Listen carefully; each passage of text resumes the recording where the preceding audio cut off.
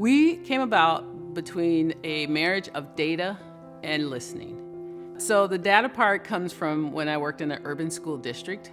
We pulled on time for graduation information to find out 300 kids weren't graduating.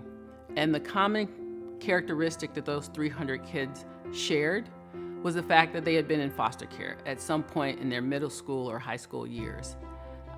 Listening came about when we had listening sessions to see what did those students need? What could we have done differently to provide for them so they could graduate on time? Having those conversations, it showed us that the young people really wanted to have a voice. They didn't want to necessarily focus on things like housing or jobs and that type of thing. Because what they said to us was, when you're in foster care, everybody speaks for you. You have a troop of people speaking for you and no one listening to you. So at that point in time, because I was an adoptive parent of a kid who would have maybe been one of those 300 had she not come with me in my community, I felt like it was on me and that I was being called to help this population of young people. And so those young people said they wanted to be listened to, and that's what we did. So ever since we began, IGF has been a place where young people have a voice. They have a voice in almost everything we do.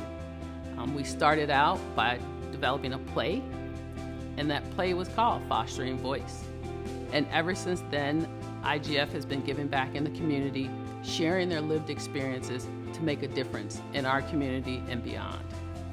So that's who we are. That's where our story came from. Oh, and about the name? Well, the name comes from that same little girl that I adopted. When I got her, she was 2.5, but she was the size of a 1-year-old because of her malnourishment and neglect.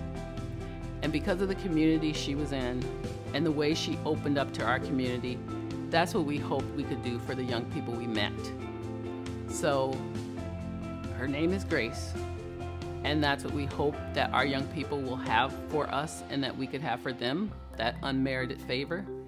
And the irreducible part, that comes from the fact that we didn't put that in her and we can't take that out of her and we can't reduce it. And so that's where irreducible grace comes from.